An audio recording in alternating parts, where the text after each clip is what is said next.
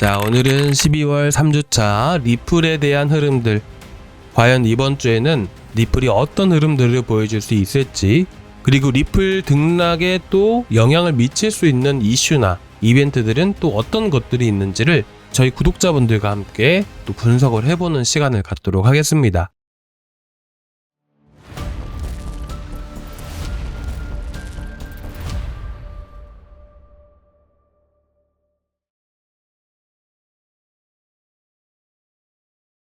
자, 먼저 우리가 리플에 대한 흐름들도 사실 중요하지만 최근 들어서 리플이 이렇게 점진적으로라도 하락이 나올 수밖에 없었던 이유가 뭐라고 생각하십니까? 저는 사실 리플이라는 코인도 암호화폐 시장 안에 있는 하나의 코인일 뿐이라고 저는 생각을 합니다. 그렇기 때문에 이 암호화폐 시장의 대표격인 비트코인 그리고 알트코인의 대장인 이더리움의 영향을 많이 받을 수밖에 없다 보니까 리플이 최근에 금리 인하에 대한 기대감 때문에 한 8%가량을 반등을 보여주고 그 이후에 비트코인과 이더리움이 덩달아서 떨어지다 보니까 보시다시피 리플도 계속해서 하락 추세가 이어질 수밖에 없었다라고 생각을 합니다. 자, 그만큼 비트코인과 이더리움에 대한 흐름들이 저는 사실 리플이라는 코인이 비트코인이지 않는 이상은 이 비트코인과 이더리움에 큰 영향을 미칠 수밖에 없어서 이렇게 리플이 하락을 했다. 아직까지 상승 추세로 전환된 게 아니다라고 생각을 합니다. 자, 결국 비트코인과 이더리움에 대한 영향이라는 게 결국 리플에게도 직접적인 영향을 미치게 되면서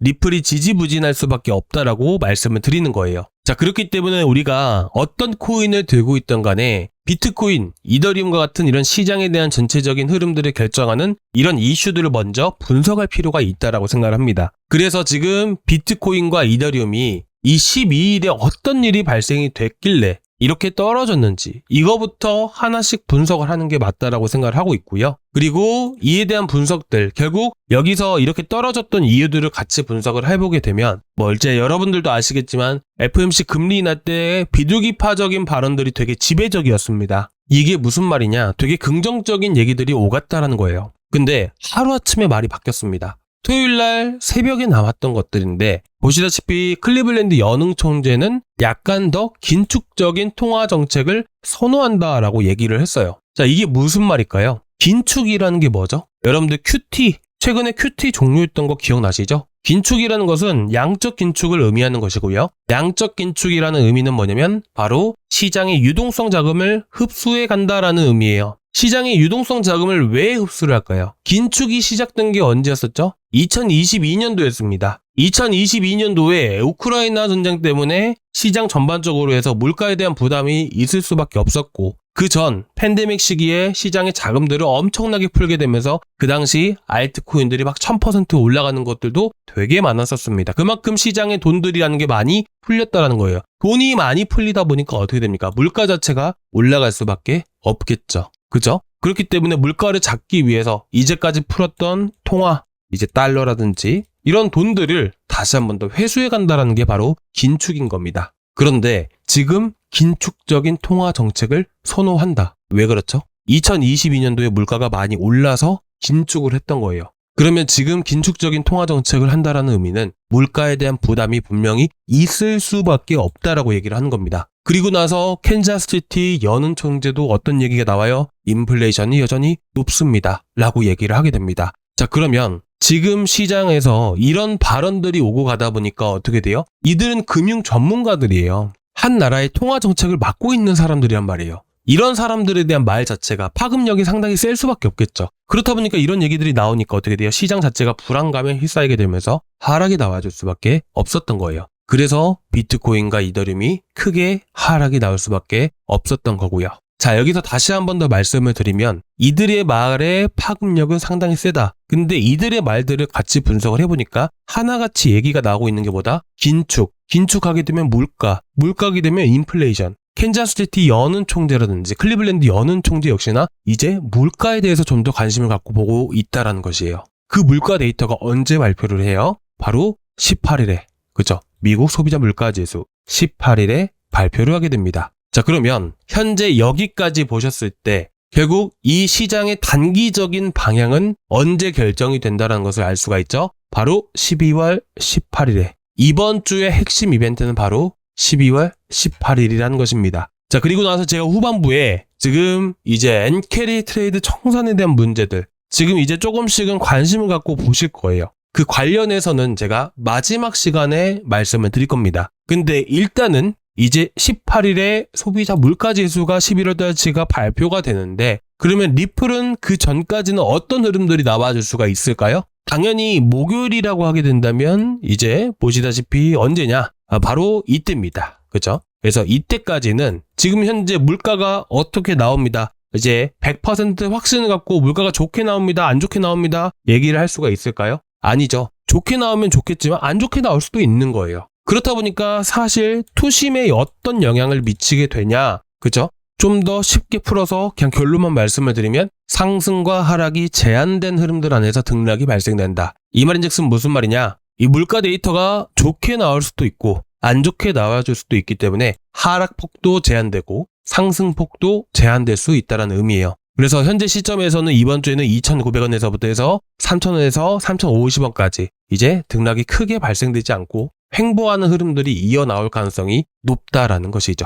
그쵸? 자, 여기까지는 여러분들 쉽게 이제 아셨을 거라고 생각을 합니다. 자, 그래서 지금까지 흐름들을 봤을 때 결국 시장에 큰 등락은 발생되지 않고 이제 횡보하는 흐름들이 나와줄 수 있다라는 부분들이죠. 자, 이런 시장에서는 결국 어떤 코인들, 자, 오늘도 마찬가지로 어제도 마찬가지로 급등하는 코인들이 매번 나왔었어요. 그쵸? 그래서 제가 토요일날 같은 경우에는 보통 이런 시장에 큰 등락이라는 게 발생되지 않기 때문에 이슈화되고 있는 코인들이 크게 급등을 하게 됩니다.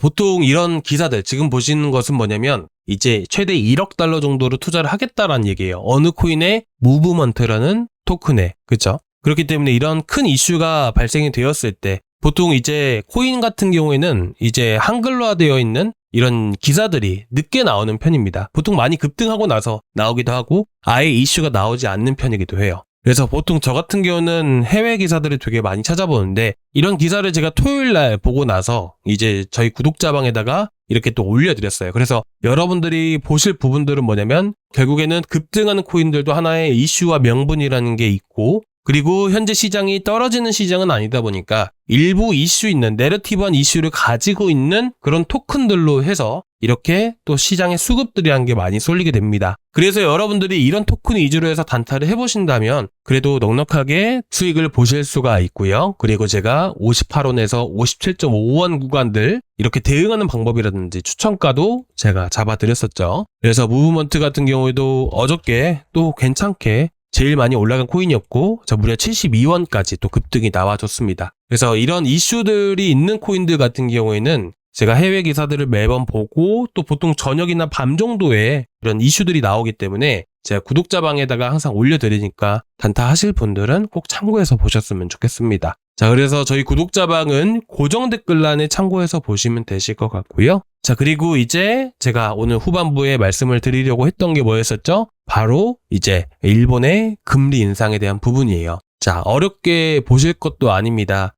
제가 오늘 아침에 정리해놨던 거 그대로 한번 같이 보면서 말씀을 드리면 이제 어느 정도는 선반영이 되었을 가능성이 높다라고 여러분들께 말씀을 드리고 싶습니다. 자, 이미 금리 인상에 대한 부분들은 이제 한두 달 전부터 해서 금리 인상을 할 것이다 라고 얘기가 되게 많이 나왔었어요. 그리고 오늘 아침에 제가 보여드리면 어떤가요? 일본은행이 25bp 금리 인상을 단행할 확률이 91.4%다 라고 얘기가 나왔습니다. 그렇죠? 이런 부분들이 한두 달 전부터 시장에 반영이 되었다는 거예요. 결론부터 말씀드리면 그래요. 그렇기 때문에 선반영이 되고 있는 시점이기 때문에 시장에 큰 영향을 미치지는 않을 것이다 라고 보는 겁니다. 근데 제가 아까도 말씀드렸다시피 선반영이 되었을 때는 그렇다는 거잖아요. 그러면 너네가 선반영이 됐는지 안 됐는지 어떻게 할 건데? 라고 생각을 하실 수가 있을 겁니다. 자, 그걸 확인하는 방법이 뭐냐면 바로 일본 단기채와 단기채 수익률, 10년물 장기채 수익률을 우리가 보는 겁니다. 보통 2년물이든 10년물이든 간에 제가 오늘 아침에 구독자방에다가 올려드렸다시피 어떤가요? 바로 정책 금리가 보통 단기물에 먼저 반영이 됩니다.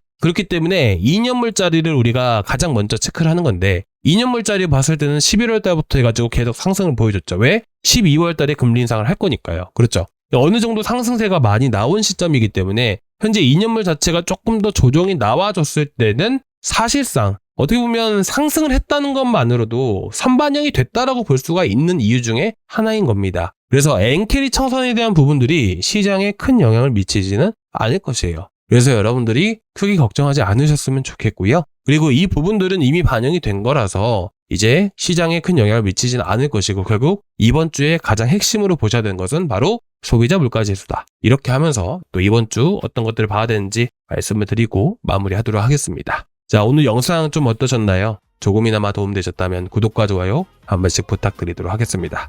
감사합니다.